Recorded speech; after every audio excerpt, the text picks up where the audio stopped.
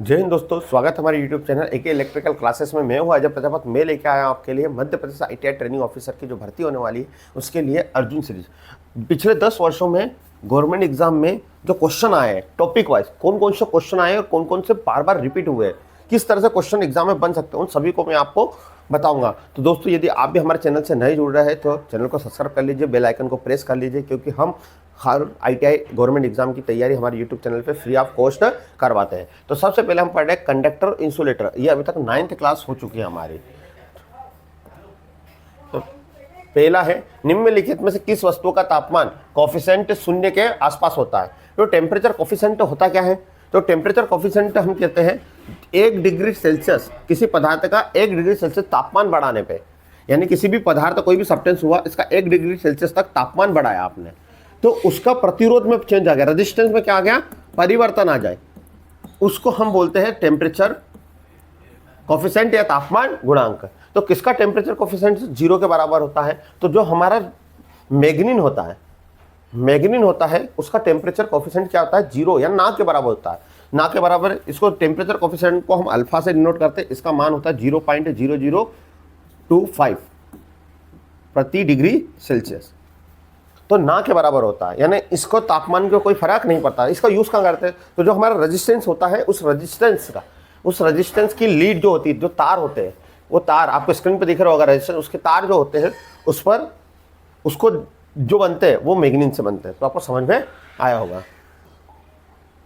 दूसरा है, तापमान बढ़ने से तांबे का प्रतिरोध।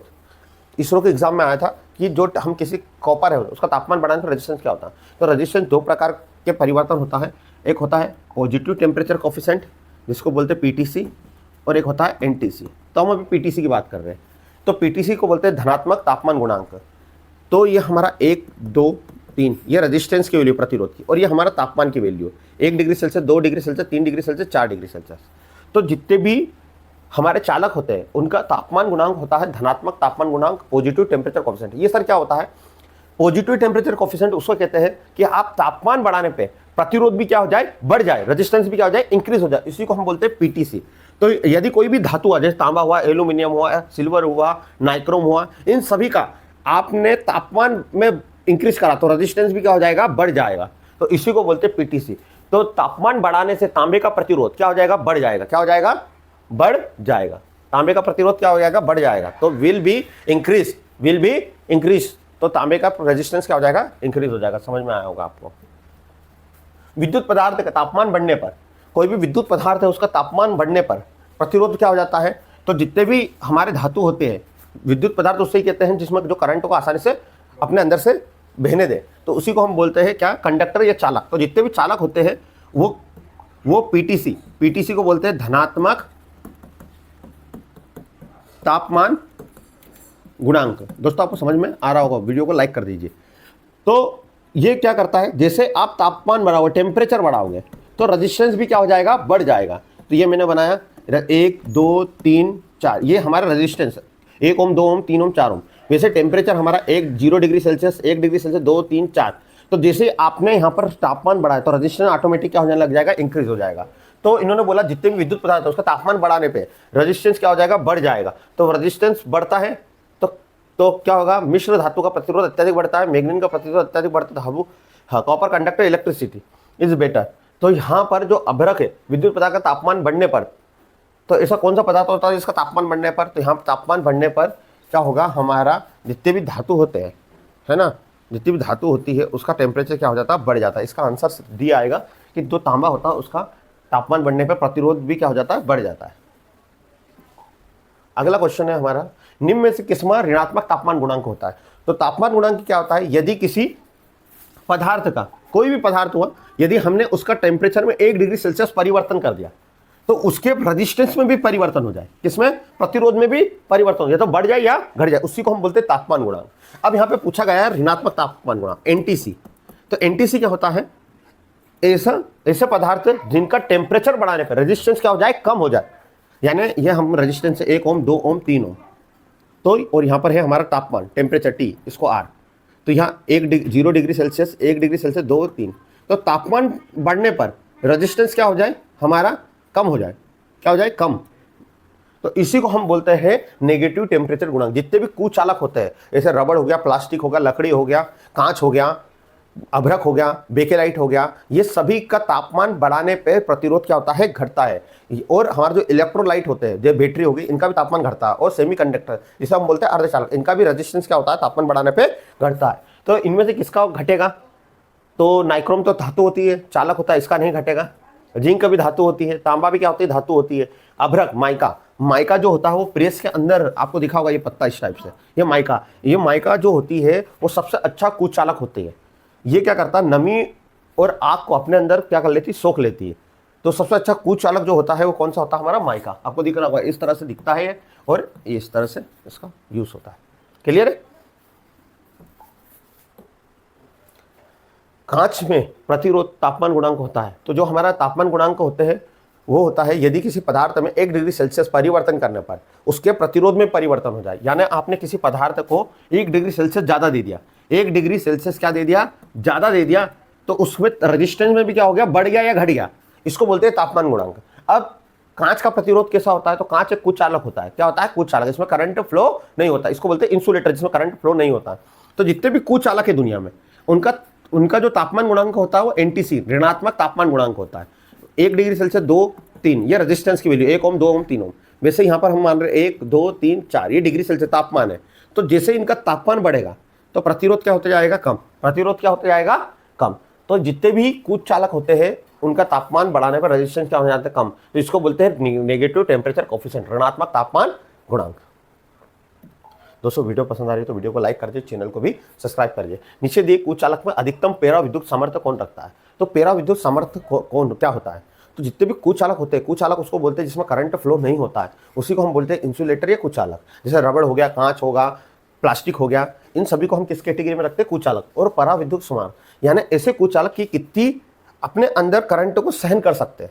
जैसे हमने जो कॉपर का वायर जा रहा है उसके ऊपर रबड़ लगा रहता है, यानी कि पूरा एक वायर से इंसुलेशन करा होता है, तो कितना करंट सहन कर सकता है, कितने करंट के बाद वो जल जाएगा, कितने वोल्टेज के बाद, तो उसी को बोलते हैं हम पराविद्युत सामर्थ्य। तो इसको पराविद्युत सामर्थ्य डाई इलेक्ट्रिकल स्ट्रेंथ को केवी पर एमएम में नापते हैं, केवी पर एमएम में। क्लियर है आपको, किलो वोल्ट पर एमएम में। अब यह किसका सबसे ज्यादा होता है? तो सबसे ज्यादा होता है माइका का। माइका जो होता है एक तरह से नमी और आग से अप्रभावित होता है, नमी को अपने अंदर सोख लेता है और आग से अप्रभावित है। एक सबसे अच्छा कुचालक माना जाता है। सबसे अच्छा इंसुलेटर कौन सा है?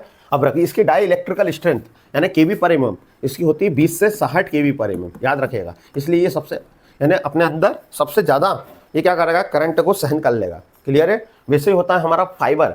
फाइबर का कितना होता है? तो फाइबर का होता है हमारा 10 केवी पर एमएम। कांच का होता है हमारा 2 से 5 केवी एमएम और पोर्सेलिन का होता है हमारा 17 से 20 केवी पर एमएम। पोर्सेलिन चीनी के होते हैं, चीनी मिट्टी है। क्लियर? समझ में आया होगा। तो सबसे अधिक कौन होता है? अभ्रक।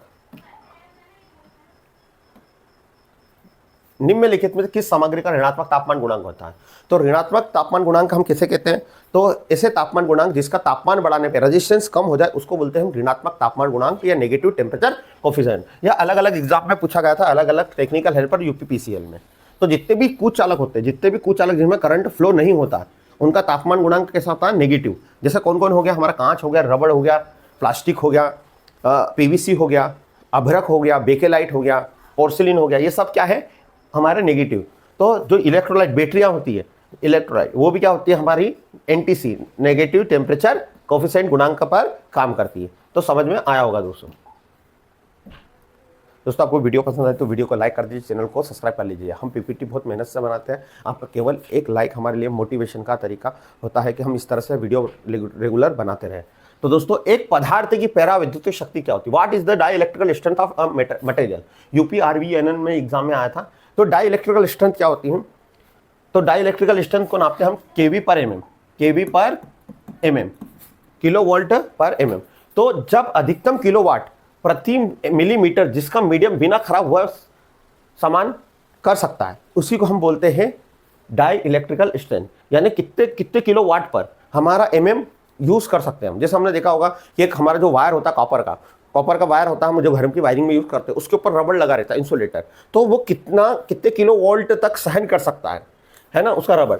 तो उतने एमएम उसका मीडियम, उस पर जिस पे खराब बिना खराब हुए वो काम कर दे, उसी को बोलते हैं हम डाई इलेक्ट्रिकल स्ट्रेंथ या पराविद्युत शक्ति। क्लियर है, आपको समझ में आया होगा। सबसे अच्छा जो होता है उसका होता है अभ्रक। अभ्रक की डाई इलेक्ट्रिकल स्ट्रेंथ माइका की सबसे अच्छी होती है। अगला क्वेश्चन है, निम्नलिखित में सबसे अच्छा कुचालक कौन सा है?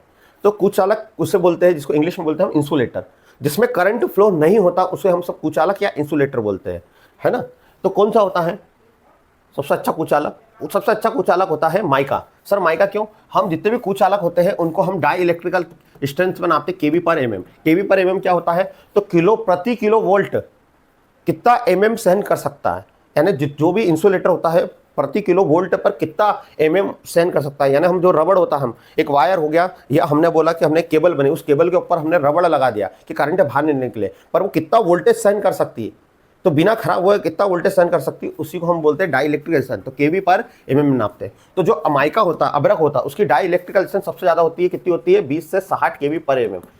ये हमारा सबसे अच्छा डाई इलेक्ट्रिकल स्ट्रेंथ, जो नमी और आग को सोख लेता है और सबसे अच्छा कुचालक होता है। दूसरा होता है पोर्सिलिन। पोर्सिलिन चीनी मिट्टी का होता है जिसके इंसुलेटर बनते हैं। खंबे पे आपने देखे होंगे चीनी के लगे हुए। इसका होता है 17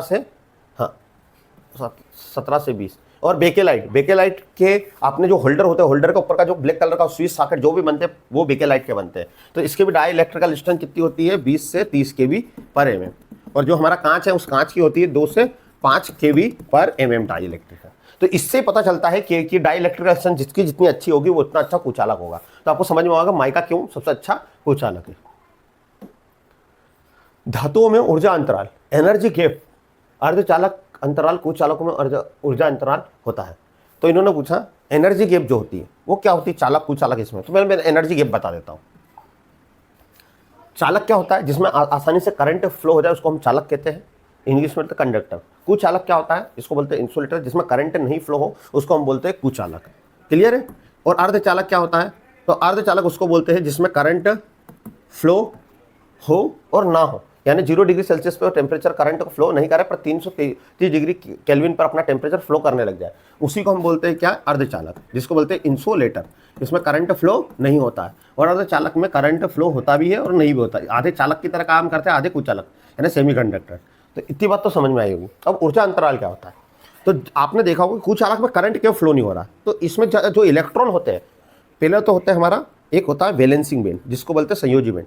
इलेक्ट्रॉन सब जो होते हैं वो यहाँ होते हैं। क्लियर है। अब यहाँ से, और एक अभी मैं बता दूं, ये जो होता है हमारा, ये जो यहाँ से इलेक्ट्रॉन यहाँ जाते हैं उसको बोलते हैं कंडक्शन बैंड, चालन बैंड। क्या बोलते हैं? चालन बैंड। तो इलेक्ट्रॉन यहाँ से निकल के यहाँ जाते हैं, तो इलेक्ट्रॉन रहते हैं वैलेंसी बैंड में, संयोजी बैंड बैंड में, और जो जाते हैं वो कहाँ पे जाते हैं? कंडक्शन बैंड में। कंडक्शन बैंड को हिंदी में बोलते हैं चालन बैंड। तो इन दोनों के बीच की जो गैप होती है इसी को बोलते हैं ऊर्जा अंतराल। क्या बोलते हैं? ऊर्जा अंतराल। क्लियर है सभी को आएगा ऊर्जा अंतराल क्या होता है? इलेक्ट्रॉन वैलेंसी बैंड से कंडक्शन बैंड में जो के बीच की जो गैपिंग होती है जाने की, उसको बोलते हैं ऊर्जा अंतराल। इसी को नापते हैं इलेक्ट्रोवोल्ट में। बहुत बार एग्जाम में आया कि ऊर्जा अंतराल का सिंबल या ईसाई मात्रक क्या होता है? Electrical volt. क्लियर है। अब सर चालक में आसानी से करंट फ्लो हो जाता है, तो इनके बीच गैप क्या रखते हैं? हम कम रखते हैं। तो इसके बीच जो कम गैप होती है, सबसे ज़्यादा कम गैप किसके में होती है? चालक में। आसानी से करंट फ्लो हो जाता है। तो ये हमारा जिसमें ज़्यादा गैप होती है, जिसमें करंट फ्लो नहीं हो रहा, ये मान लो ये चालक कंडक्शन वैलेंसी बैंड है और ये चालन बैंड है। अब इलेक्ट्रॉन यहाँ से यहाँ जा ही नहीं पा रहे, तो ये क्या हो गया? कुचालक। जिसमें आसानी से चले जाए, यानी छोटी सी गैप भी नहीं रहती है, वो होता है चालक। और अर्धचालक में करंट थोड़ी सी गैप रहती है, अर्धचालक में थोड़ी सी गैप होती है, यानी अब मान लो इतनी गैप होती है। चालक में ना के बराबर गैप होती है, यानी होती ही नहीं है। क्लियर है, समझ में आया होगा। तो क्या होता है? चालक में ऊर्जा अंतराल क्या होता है? शून्य होता है। क्या होता है? शून्य। गैप है ही नहीं, तो हम इस पर क्या होगा? शून्य। किसका आएगा? पहले का क्या आएगा? शून्य। ठीक है, पहले का। अर्धचालक क्या आएगा? ना के बराबर, यानी लो होता। ठीक है। और हमारा किसका? इसका होता है उच्च। किसका? चालक। कुचालक का क्या होता है? उच्च। तो दूसरा है ना, ये है दूसरा। ठीक है, यहाँ पे गलत मिसप्रिंट हो गई, ये दूसरा है, ये यहाँ पर तीसरा, और ये फोर्थ है। तो सी आंसर इसका आएगा। आपको समझ में आया होगा दोस्तों। नेक्स्ट क्वेश्चन है हमारा, कुचालक में ऊर्जा अंतराल क्या होता है? तो ऊर्जा अंतराल क्या होता है? जब करंट इलेक्ट्रॉन का एक वैलेंसी बैंड से कंडक्शन बैंड तक जाना क्या कहलाता है? ऊर्जा अंतराल कहलाता है, एनर्जी गैप कहलाता है। तो ये हमारा बैंड है, एक कंडक्शन बैंड है, सॉरी वैलेंसी बैंड है, और इसको बोलते हैं कंडक्शन बैंड, संयोजी बैंड। यहाँ पर इलेक्ट्रॉन रहते हैं, यहाँ पर क्या रहते हैं, इलेक्ट्रॉन। इलेक्ट्रॉन यहाँ से निकलने के बीच की दूरी को हम बोलते हैं ऊर्जा गैप। क्या बोलते हैं, ऊर्जा अंतराल, ऊर्जा गैप, एनर्जी गैप, इसको नापते हैं इलेक्ट्रिकल वोल्ट में। तो याद रखना, यहाँ से यहाँ तक की जो गैप होती है ऊर्जा गैप कहलाती है। कुचालक में करंट इसीलिए नहीं जा पाता कि उनके बीच जो वैलेंसी बैंड और कंडक्शन के बीच की दूरी बहुत ज़्यादा होती है, तो इलेक्ट्रॉन यहाँ से यहाँ नहीं जा पाते। क्लियर है, यह रबड़ हो गया, कांच हो गया, इसी कारण में करंट नहीं लगता है, तो इसी कारण नहीं लगता। तो इसमें सर कितना ऊर्जा गैप होती है, तो 5 इलेक्ट्रिकल वोल्ट से ज़्यादा। क्लियर है, आपको समझ में आया होगा। तो ये हमारा यूपी वाले एग्जाम में आया था। तो सबसे ज़्यादा जो उच्च होता है ऊर्जा अंतराल, वो किसमें होता है, कुचालक में। समझ में आ गया होगा आपको। कुचालक में ऊर्जा अंतराल, एनर्जी गैप होता है उच्च, अभी बता दिया मैंने, है ना। कुचालक के लिए ऊर्जा बैंड, अंतराल का आकार परिसीमा होता है। तो क्या साइज होता है, तो कुचालक में ऊर्जा जो गैप होती है, ऊर्जा गैप उसे कहते हैं जब हम क्या होता है, जो हमारा करंट होता है वो कंडक्शन, हमारा जो इलेक्ट्रॉन होते हैं वो वैलेंसी बैंड में होते हैं, और जहाँ जाना रहता है वो होता है कंडक्शन बैंड, जिसको बोलते हैं हम हिंदी में संयोजी, चालन बंद। कंडक्शन बैंड को चालन बोलते हैं, वैलेंसी बैंड को क्या बोलते हैं हम, संयोजी बंद। तो इन दोनों की बीच की जो गैप होती है, यहाँ पर इलेक्ट्रॉन है, यहाँ पर क्या है, इलेक्ट्रॉन, इन दोनों के बीच की गैप को हम क्या बोलते हैं, ऊर्जा अंतराल। तो जो कुचालक होते हैं उसके बीच का ऊर्जा अंतराल बहुत ज़्यादा होता है। कितना होता है, 5 इलेक्ट्रिकल वोल्ट से ज़्यादा। क्लियर है, तो सबसे ज़्यादा तो 5 तो है नहीं ऑप्शन, यानी 5 से 6, 5 से 6 यानी 5 से ज़्यादा। क्लियर, समझ में आया होगा दोस्तों आशा करता हूँ आपको पूरी वीडियो समझ में आया होगी। तो दोस्तों यदि वीडियो पसंद आ रही है तो वीडियो को लाइक कर दीजिए, चैनल को सब्सक्राइब कर ले, अपने दोस्तों से भी शेयर करें। हमारा टेलीग्राम चैनल लिंक में डिस्क्रिप्शन में दी है, लिंक उसको ज्वाइन करें, क्योंकि हम सबसे पहले वहाँ पर गवर्नमेंट एग्जाम के बारे में आपको बताते हैं दोस्तों। तो मिलते हैं फिर एक नई वीडियो के साथ कल सुबह। जय हिंद, जय भारत।